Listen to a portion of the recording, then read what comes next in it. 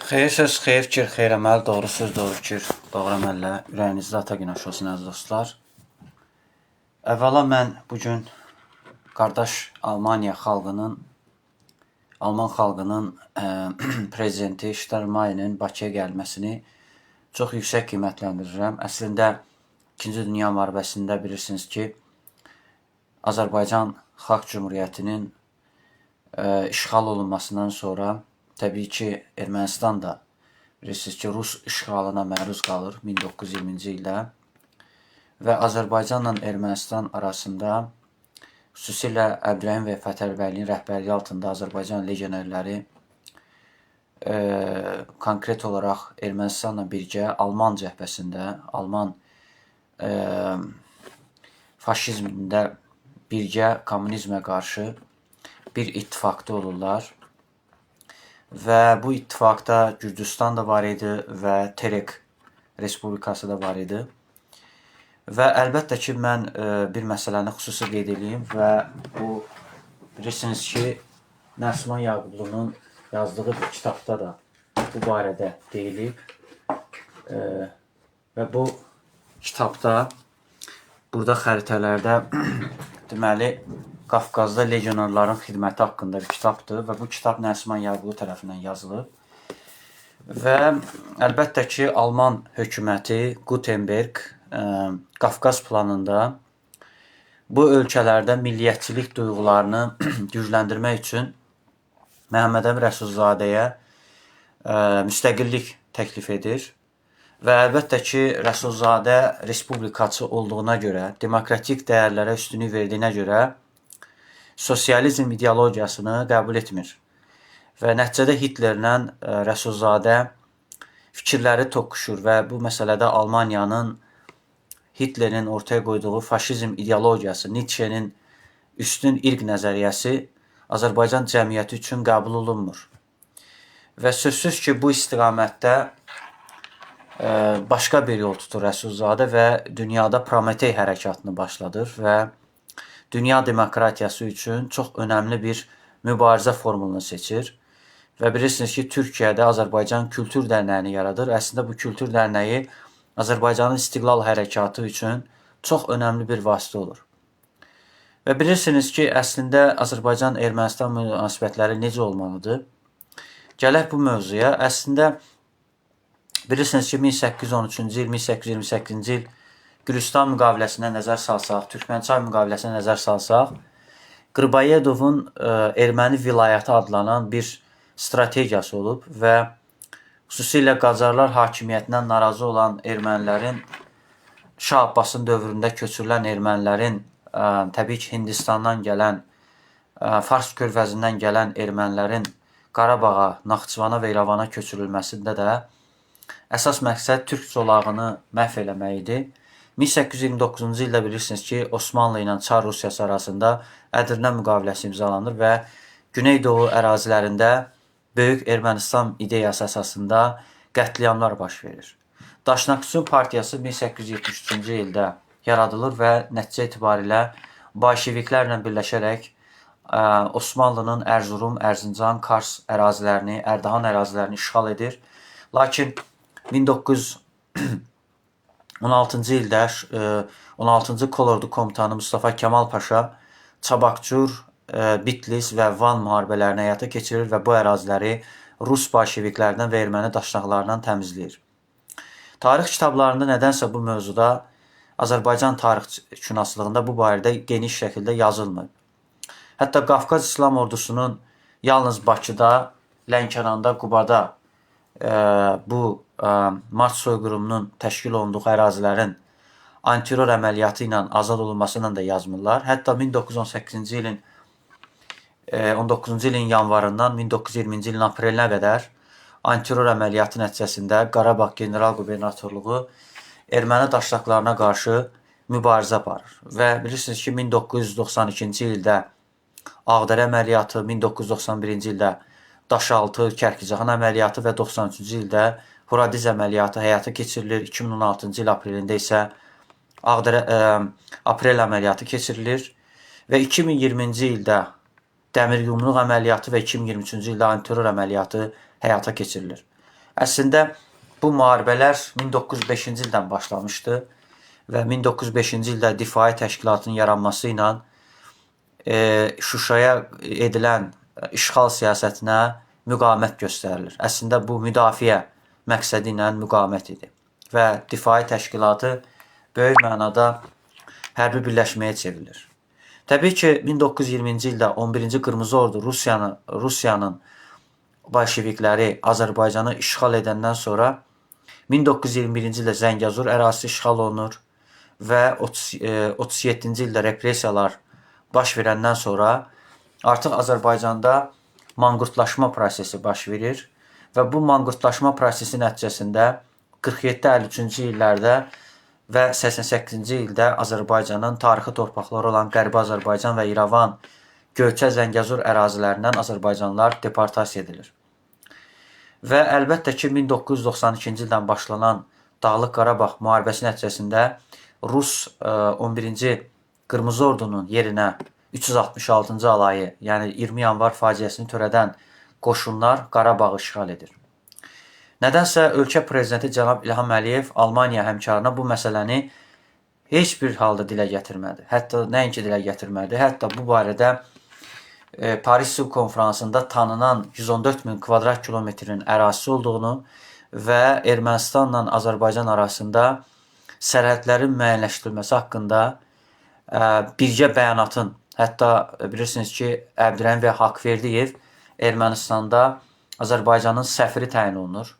Baxmayaraq ki, o ərazilərdə Ağrıdağ Respublikası elan edilmişdi, adını Ararat Respublikası qoymuşdular və Sovetlər dövründə Azərbaycan-Ermənistan münasibətləri var idi və bu münasibətlərdə daha çox Ermənistan Azərbaycana məxsus olan bir çox tarixi abidələri məhv eləməklə paralel özlərinin konyak və şərabçılıq sənayesində Qafqaz regionunda Azərbaycana bir çox istehsalı təşkil edirdi. Amma görünən odur ki, Azərbaycan Ermənistan üçün heç nə eləmirdi. Əksinə Ermənistanı özünə düşmən görürdü və bu düşmənçiliyi nəzərə alaraq Azərbaycan öz məhsullarını Ermənistana satmırdı. Lakin Ermənistan isə Azərbaycana satırdı öz məhsullarını. Və bir şey də deyim ki, 92-ci ildən sonra, yəni ümumiyyətlə Azərbaycan hətta 2-ci Qarabağ müharibəsində qazanılan qələbədən sonra bir çox deputatlar, Qərbi Azərbaycanlı deputatlar, hətta bu yaxınlarda özünü İrəvan türkü sayan bir Özdəmir adlı bir şəxs gedib hətta Ermənistana, Azərbaycana aid olmayan ərazilərə və Azərbaycanın tarixi abidələrinə aid olmayan ərazilərə və Ermənistan bayrağının asıldığı ərazilərə çəkiliş apararaq Yeraz adlandırır. Təsəvvür eləyin ki, bu cür manqurtlaşmış təfəkkürdə olan insanları xalq qəhrəmanı, milli qəhrəman sayaraq onu efirlərə çağırırdılar və konkret olaraq onu Ermənistan hakimiyyətinə qarşı, demokratik hakimiyyətinə qarşı kampaniyada istifadə edirdilər. Çox qəribə bir mənzərədir. Hətta Ermənistanın demokratik mətbuatında Azərbaycanlıların mövqeyi belə yayımlanmır. Siz təsəvvür eləyin, belə bir blokada var. Hətta halbuki bilirsiniz ki, Azərbaycanda heç buna imkan verməzlər ki, Ermənistan kanyakları və yaxud da Ermənistan vətəndaşları Azərbaycana səfər eləsinlər və Azərbaycanı müəyyən dərəcədə ruslaşmış olmayan, Paşinyan hakimiyyəti müdafiə edən komanda hətta COP29-a gəlmədilər. Hətta bu günlər ərzində Azərbaycana gəlib, hətta erməni jurnalistlər, Paşinyanı müdafiə edən jurnalistlər, Azərbaycanın kompromisə girmək istəyən, Azərbaycan prezidenti ilə dostluq əlaqələri qurmaq istəyən ermənilər belə, jurnalistlər belə Azərbaycana bu günə qədər səfər eləməyiblər. Və nədənsə bu məsələ ilə bağlı Qərbi Azərbaycan icması susqunluq nümayiş etdirir. Görəsən niyə? Qərbi Azərbaycan icmasının niyyəti, məqsədi əgər Azərbaycanlıların Dədəbaba yurdlarından qovulması halıdırsa, bəs nəyə görə Azərbaycanlılar işğal olunmuş Dədəbaba torpaqlarımıza gedirlər? və orada Azərbaycana aid olmayan yerlər gedir. Təsəvvür edin ki, Tahir Mirkişeli 2-ci Qarabağ müharibəsindən sonra qanunsuz şəkildə Azərbaycana aid olan, lakin Ermənistan tərəfindən, Fars Molla rejimi tərəfindən tamamilə dəyişdirilən həmin o Göy məscidə gediblər və Göy məsciddə nəyə şahid olublar? Farslaşmış bir, farsca yazılan yazılara rast gəliblər. İndi təsəvvür edin ki, Göy məscidlə bağlı bu günə qədər, hətta Qərbi Azərbaycan platformasında, Baku TV-də konkret olaraq Azərbaycana aid toponimlər qeyd olunur. Amma faktiki olaraq bu günə qədər Qərbi Azərbaycan icması oraya gedib, hətta belə deyək də, məscidlərin Azərbaycan dilində tərcümə olunması, hətta orada yazıların Azərbaycan dilində olması haqqında, hətta Güney Azərbaycanlardan istifadə edib, bunu gündəmə gətirməyiblər. İndi siz təsəvvür edin ki, Güney Azərbaycanlılar gedirlər Ermənistana, amma mən bir dəfə görmədim ki, deməli, Göy məscidin önündə Azərbaycanlılar orada bir fikir səsləndirsinlər, desinlər ki, bu məsciddə fars dilində, farslaşmış bir şəkildə vəziyyət hazır. Və hətta, baxın, o həmin Türkiyədə təhsil alan bir Azərbaycan türkü, özünə Azərbaycan türkü deyən bir adam, Novruz bayramı təbrik eləyir. Amma konkret olaraq bu adam gedib həmin o Ermənistan bayrağının dalğalandığı yerdə şəkil çəkdirib. Bu özü bir təhqirdir. Və bu cür zəiflik göstərmək, iradəsizlik göstərmək mənə gəlir ki, bizə yaraşmaz. Çünki biz qələbə qazanmış, Qarabağı azad eləmiş bir ölkəyik. Və qalib bir ölkə haqlılığını göstərmək üçün müəyyən bir demokratik addımlar atmalıdır. Məsələn, biz konkret Türkmənçay müqaviləsini Ermənistan rəsmilərinə Rusiya tərəfindən həyata keçirildiyini demişikmi?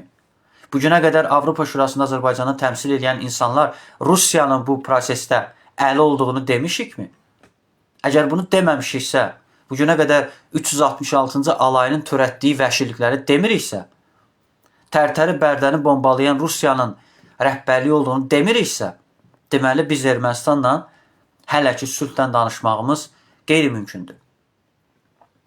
Və biz hətta deyə bilmiriksə ki, bu atışmaların arxasında Rusiyanın FSB-si dayanır, Zəngəzurda yerləşdirilən, qanunsuz yerləşdirilən Gümrük şəhərindəki hərbi baza edir. Biz bunu demiriksə, Rusiyanın əli olduğunu demiriksə, dünya mətbuatında, hətta dövlət televiziyalarında, beynəlxalq təşkilatların qarşısında demiriksə və Türkmənçay müqaviləsinin sənədlərini dünya mətbuatında yaymırıqsa, tərcümə etmiriksə, biz hansı uğurdan danışa bilərik? Və hesab edirəm ki, Rusiyaya qarşı təyyarəmizi vurduğuna görə və Azərbaycanı bu illər ərzində tarix boyu əsarətdə saxladığına görə, istər 28 aprelə görə, istər 31 mart soyqırımına görə, 20 yanvar faciəsinə görə, Dağlıq Qarabağın işğalına görə bir dəfə də olsun Azərbaycan mətbuatında Rusiyanın işğalını adlandırmamışıq. Bəs sonra da deyirik ki, Avropa niyə ikili standartlarla yanaşır? Niyə Fransa Azərbaycana qarşı qərəzlidir? Biz nə vaxt Fransa rəsmilərinə demişik ki, Dağlıq Qarabağ Ruslar işğal edib? Rus orduları, Rus qoşunlarına qalib gəlmişik 44 günlük müharibədə, antiterror əməliyyatında. Və Rusiya kəşfiyyatına xidmət edən erməni əsilli terrorçular biz həbs eləmişik. Demirlər axı bunu. Və nədənsə bundan çəkinirik, qorxuruq. Niyə qorxmalıyıq axı? 33 illik bir müstəqil dövlətimiz var. 3 rəngli bayrağımız var. Çox savadlı prezidentimiz var. Lakin niyə görə biz bunu deməkdən çəkinməliyik? Təsəvvür edin ki, mən Almaniyanın həmkarı ilə mətbuat konferansını izləyirəm. Real TV-nin müxbiri Vəfa xanım bax bu sualı verməli idi. Deməli idi ki, niyə siz bu məsələdə Rusiyanın Azərbaycanın ərazilərini 366-cı alayın törətdiyini niyə beynəlxalq təşkilatlara dilə gətirmirsiniz? Necə olur ki, Ukraynanın ərazilərini, Gürcüstanın Abxaziya və Cənubi Osetiya ərazilərini, Moldovanın Denesiyanı ərazilərini Rusiya tərəfindən işğal elədiyini deyirsiniz. Amma Azərbaycana gələndə Rusiyanın adını çəkmirsiniz. Bax, mən hesab edirəm ki, əsl jurnalistika odur. Və mən sual verirəm, niyə bu sualı Azərbaycan jurnalisti verməməlidir? Axı, biz Rusiyanın prezidentinə vermirik bu sualı. Heç Rusiya prezidentinin özünə bu sualı vermirik ki, sən niyə Azərbaycan torpaqlarını işğalda saxlamısan? Niyə Ermənistan dövlətini qurmusan? Niyə İran dövlətini qurmusan? Bax, bugünə qədər niyə bu sualı verməmişik? Mən ona görə düşünürəm ki, mütləq Azərbaycan xalqı həqiqəti deməlidir. Azərbaycanda baş verən korrupsiya hallarını Rusiyanın tərəfindən törədildiyini, Tərtər cinayətinin Rusiya tərəfindən törədildiyini, Azərbaycanda seçkilərin saxtalaşdıran Rusiyanın kəşfiyyat orqanlarının etdiyini niyə dilə gətirməkdən çəkinirlər? Niyə qorxursunuz? Nə mane olur bunu deməyə? Azərbaycanı sevirsinizsə, himnimizi sevirsinizsə, prezidentimizi sevirsinizsə, qanunlara əməl edirsinizsə, niyə çəkinirsiniz bunu deməyə? Nə edəcək İlham Əliyev orada sənə? Bu suala görə nə deyəcək ki İlham Əliyev? İlham Əliyev çıxır, təyyarəmizi vuran Rusiyanın adını çəkir, amma siz deyə bilmirsiniz. Bəs nə cür jurnalistsiniz? Siz İlham Əliyev qədər cəsarətiniz yoxdur. Və çox təəssüf ki, Azərbaycan mətbuatında Rusiyanı elə təmizə çıxarırlar ki, Gürcüstanın xalqına böhtan atırlar, Ukrayna xalqına böhtan atırlar, orada İmamoğlu'nun tərəfdarlarına böhtan atırlar, hər cür şərəfsizlik edirlər. Bu Rus dilli kanallar kimə lazımdır? Nə işə yarır o? Əgər Rus dilində belə Rusiyanı işğalçı adlandırmağa cəsarətiniz, kişiliyini çatmırsa, Ukrayna ərazilərini işğal elədiyini dilinizə gətirmirsə, nəyə lazımsınız siz? Niyə inirsiniz o Rus dilini? Biz Slavyan xalqı deyilik ki, nəyimizə lazımdır Rus dili? İndi təsəvvür edin ki, A-News kanalı Almaniyanın prezidentinə təxribatçı suallar verir. Deyir ki, Paşinyan deməli, bu Azərbaycanda həbs olunan terrorçuların ifadələrinə görə ki, bunlar əmirləri Paşinyana alır. Paşinyan prezidentdir, Paşinyan baş nazirdir. Birincisi, Ermənistanın konstitusiyasına görə Ermənistanın ali başkomandanı prezidentdir. Sarkisyan da Ermənistanın prezidenti. Lakin bilirsiniz ki, parlament respublikası olduğuna görə nazirləri təyin edən baş nazirdir. Və çox qəribədir ki, müharibə ilə bağlı qərarı prezident verir. Ermənistanın prezidenti verir. Bu adamlar heç bundan xəbərləri yoxdur. Görün, Azərbaycan cəmiyyəti nə qədər cahildir ki, sualı verəndə bir ağıllı başlı, bir yerli sual verir. Özü bu, xarici bir medianın nümayəndəsidir. A-News kanalı. Bu, qərb yönümlü bir kanaldır. Yəni, hətta çox təəssüf ki, bugün Azərbaycan televiziyalarında Azərbaycanla kompromisi mövqe eləyən, İlham Əliyevi müdafiə eləyən, hətta bugün Paşinyan hakimiyyəti müdafiə eləyən bir xəbəri belə, bir rəyi belə yaymırlar. Görün, bu nə qədər rəzil bir durumdur ki, İlham Əliyevin əleyhinə danışan Ermənistan müxalifətinin rəyini Azərbaycan televiziyaları paylaşır. Utanmırsınız siz. Xəcalət çəkmirsiniz siz. Yəni, bu nə anlayışdır? İndi təsəvvür eləyin ki, Ermənistan mətbuatında, Ermənistan demokratik mətbuatında belə Azərbaycanla bağlı İlham Əliyevin mövqelərini müdafiə eləyən, Azərbaycan dövlətinin mövqeyini müdafiə eləyən xəbər belə yaymırlar. Və Ermənistan mətbuatında, demokratik mətbuatında Azərbaycan müxalifətinin mövqeləri yayımlanır. Və ümumiyyətlə İlham Əliyevin əleyhinə olan informasiyaları təsəvvür eləyək ki, Azərbaycanlıların prezidentinin çıxışları Ermənistan demokrat, məsələn, orada Ermənistan İctimai Radiosu var, Azərbaycan dilində media var. Amma siz orada Paşinyanın mövqeyini əks etdirən xəbərlərə rast gələ bilməzsiniz.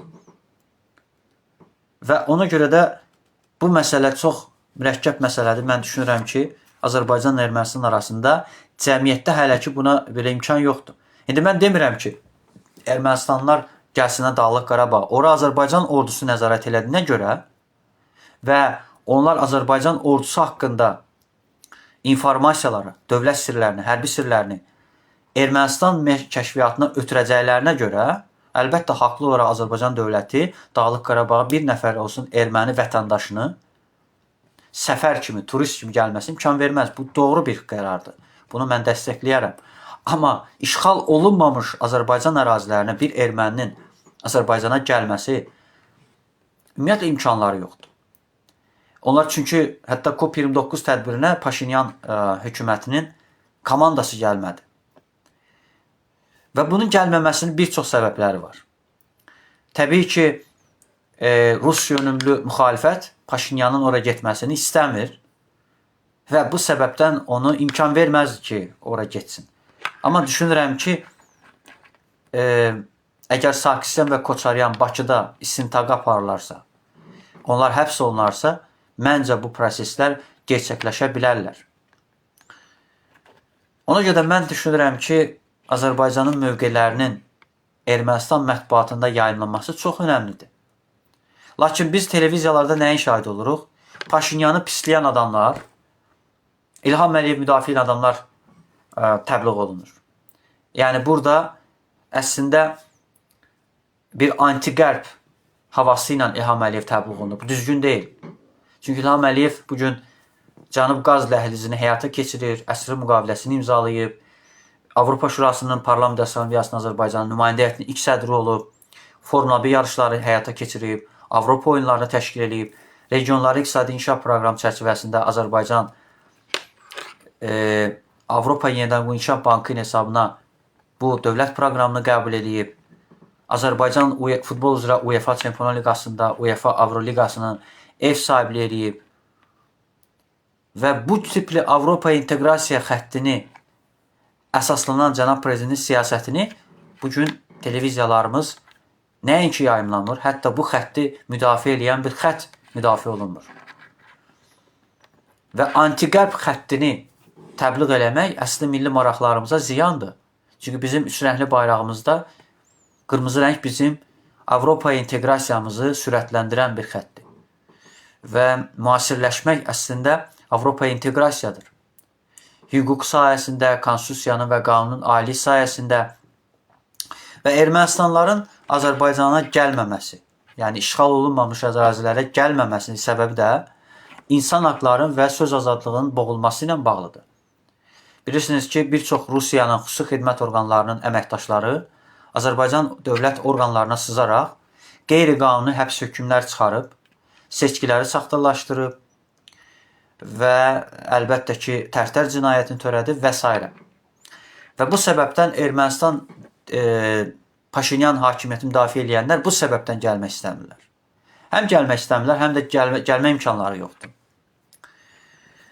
Mən düşünürəm ki, burada İlham Əliyevin mövqeyini müdafiə eləmək ən düzgün yolu onun uzun illər apardığı Avropa inteqrasiya xəttinin, Quamın xəttinin müdafiə olunmasıdır. Hacı Vəliyevin həbsinə gəldikdə isə mən bu həbslə bağlı mövqe bildirmək istəmədim.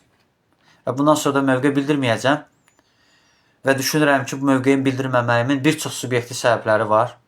Çünki burada tərəfli olmaq məcburiyyətində qalacam. Mən tərəfli olmaq istəmirəm və bu məsələyə münasibət bildirmək istəmirəm. Və bu məsələyə münasibət bildirsəm, təbii ki, iki tərəfli olaraq hücumlara məruz qalacam. Ona görə mən bu məsələyə münasibət bildirməkdən uzağam.